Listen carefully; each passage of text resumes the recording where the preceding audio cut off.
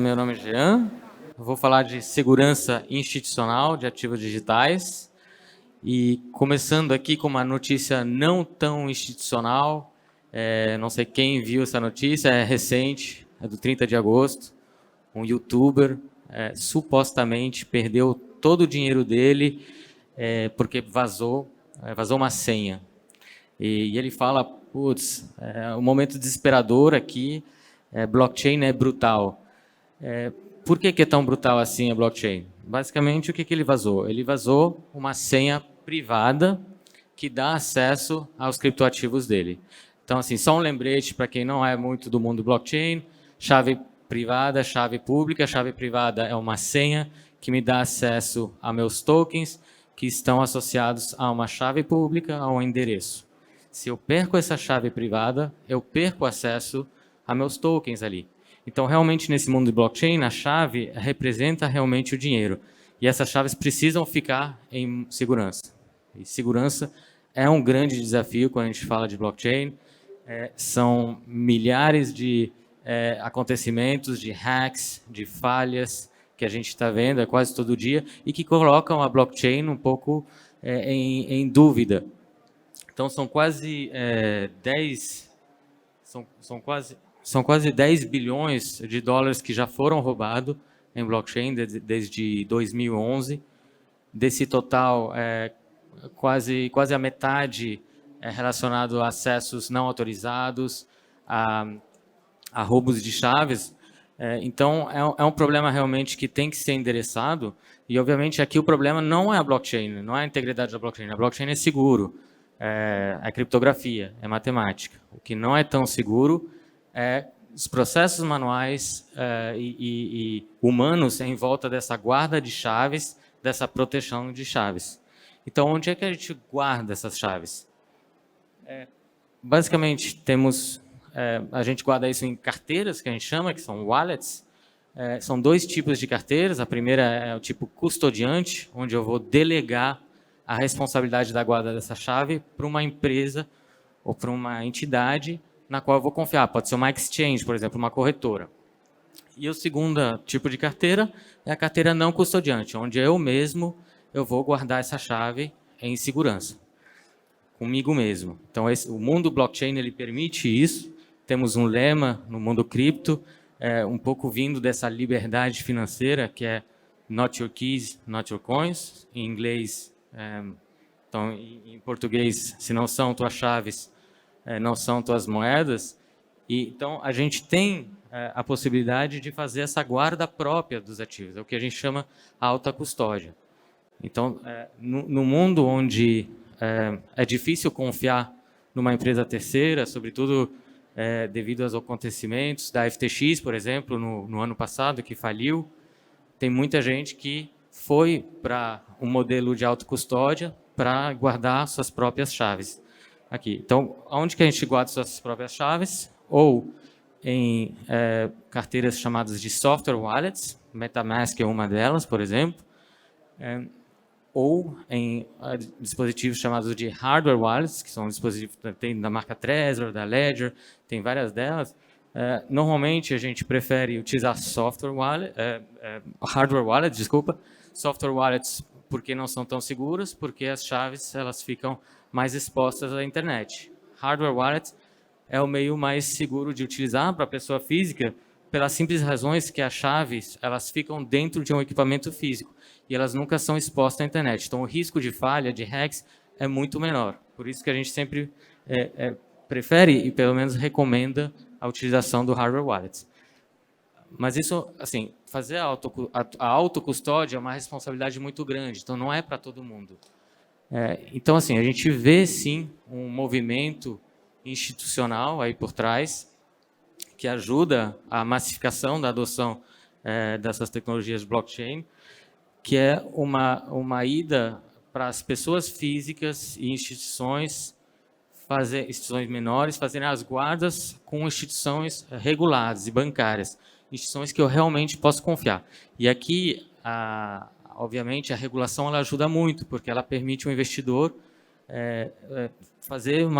ter uma melhor confiança nessa instituição na qual ele vai deixar as suas chaves guardadas. Então, temos a Lei 14.478, que já está em vigor esse ano, vai seguir toda uma normatização do Banco Central que vai recomendar boas práticas, normas para essas entidades guardarem chaves de forma correta. A resolução da CVM 175 também ajuda bastante. Basicamente, os fundos aqui podem agora comprar ativos digitais no Brasil e, sobretudo, custodiar com entidades reguladas brasileiras. Então, a gente acha que vai crescer justamente esse mundo de regulação, de custódia aqui. Então, um movimento certo são instituições que cada vez mais vão oferecer soluções de custódias próprias. Elas mesmas vão guardar as chaves dos seus clientes, seja com desenvolvimento próprio, seja utilizando soluções de fornecedores de tecnologia. Então, aqui a gente tem o papel inicial do banco, né, aquele banco que guardava os valores, os ativos em segurança para evitar roubos, para evitar furtos, ele volta um pouco esse papel. E todo o objetivo é ter um maior controle sobre o próprio cofre digital. Então, assim, a entrada das instituições nesse mundo de blockchain é algo certo, agora é uma coisa que está acontecendo. Durante todo o ano 2022, a gente viu vários bancos entrando no tema de criptomoedas. A Mint, por exemplo, do BTG, XP, Nubank, PicPay, entraram nisso, procurando novos modelos de negócio, mas também estão olhando de perto para a tokenização. Então, a tokenização, que é uma forma muito promissora de propor novos casos de uso, mais eficientes, mais baratos para a população. Então, tem um estudo que fala que 10% do PIB em 2023 vai ser tokenizado. Então, aqui a gente está falando de ativos comuns, ativos reais, e todos os bancos estão olhando nisso agora. Temos o DREX, que é a iniciativa do Banco Central, que vai permitir que a população utilize blockchain também, baseado em blockchain, para fazer operações mais eficientes, programadas, mais automatizadas. Então, assim, todos os bancos estão olhando de perto para essa tecnologia blockchain e essas instituições estão participando no que a gente chama de adoção em massa da tecnologia blockchain. É realmente o vetor da adoção em massa. E, obviamente, aqui os bancos eles têm um ativo muito importante, que é a reputação deles. Então, por isso que eles têm que guardar essas chaves de forma muito segura. A gente entende que os bancos eles vêm com todo um arcabouço de melhores práticas de segurança, melhores práticas de compliance, e eles, conforme o mundo de finança tradicional está entrando no mundo de blockchain, a gente entende, pelo menos acredito, que as instituições financeiras vão trazer essas melhores práticas para dentro de modelos blockchain de ativos digitais. Então, uma das melhores práticas que as instituições têm é o uso de uma tecnologia chamada hardware criptográfico.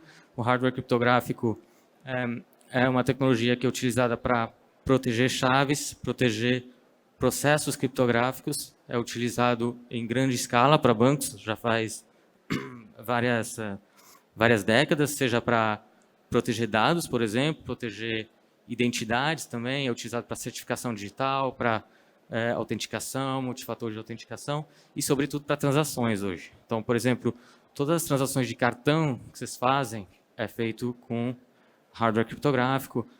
O Pix também, os bancos utilizam, o TED, é utilizado o hardware criptográfico. Por que é utilizado esse tipo de equipamento para proteger chaves, para proteger processos? Porque simplesmente ele é chamado também Hardware Security Module. Então, aqui tem uma foto dele. É uma verdadeira máquina, é um servidor criptográfico que processa essas chaves, essas operações criptográficas. E ele tem uma série de propriedades físicas, como, por exemplo, detectores de movimento, sensores de abertura, discos de alta performance. Ele consegue rodar processos criptográficos com uma performance muito alta. Tem toda uma parte de controle, de rastreabilidade de acessos também. E, sobretudo, ele tem uma série de certificações de vários organismos. Um deles, o principal, é o NIST, que é o principal órgão de segurança da informação dos Estados Unidos e que é a referência mundial para tudo que é padronização de criptografia. Então, é um selo que ele dá, que é chamado FIPS 142, que dá um pouco compliance e toda a parte de segurança para as instituições utilizarem esse tipo de equipamento. Então, quando a gente fala de uma estratégia de proteção de ativos com blockchain, a ideia é sempre ter o HSM, esse tipo de solução em hardware, no centro da estratégia. Tem soluções em software, como para a pessoa física, temos solução em software e temos solução em hardware. Para o mundo institucional é igual, temos solução em software, temos solução em hardware. Então, a ideia aqui é sempre ter um componente central, o HSM, que seja vai proteger as chaves dos ativos digitais ou vai proteger os componentes que dão acesso a essas chaves de ativos digitais. Então, aqui a gente vai ter uma estratégia onde a gente vai integrar aplicações nessa estrutura, nessa infraestrutura de HSM, onde a gente vai ter a custódia, toda a parte de custódia de chaves dentro do HSM, toda a parte de governança, parte dela no HSM, parte dela na aplicação, toda a parte de integração com as blockchains nessas aplicações e vai permitir fazer serviços especializados relacionados a ativos digitais. Então, pode ser aqui Wallet as a Service, pode ser até trading, negociação, a gente pode falar aqui de tokenização, de geração de smart contracts, então, são diversos casos de uso que a gente pode desenvolver como instituição, sempre tendo essa chave em segurança. Então, uma das estratégias aqui que eu vou comentar é se servir do HSM como um cofre digital realmente para essas chaves.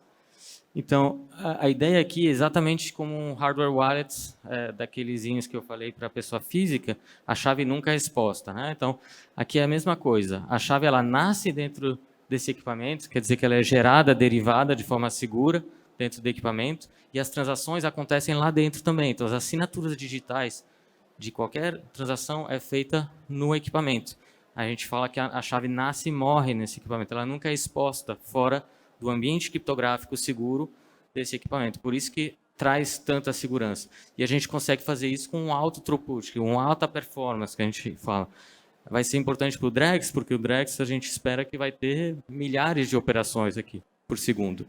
Então, vocês precisam ter equipamentos para poder fazer operações criptográficas de forma muito rápida, como o Pix, por exemplo. Então, aqui o HSM ele é realmente um cofre digital, com todos os mecanismos e propriedades físicas de um HSM certificado. E a gente tem todo um arcabouço de segurança para, obviamente, fazer com que o acesso a essas chaves seja seguro. Que a gente fala de distribuição de responsabilidade do acesso. Então, eu vou permitir, através de mecanismos que a gente chama de compartilhamento secreto, permitir que um mínimo de validadores, aplicações ou pessoas possam entrar e validar o acesso ao HSM e utilizar as chaves lá dentro. Por exemplo, 3 diretores de um total de 5 para alguma aplicação pode entrar e validar o acesso ao HSM e utilizar as chaves que estão dentro, fazer transações.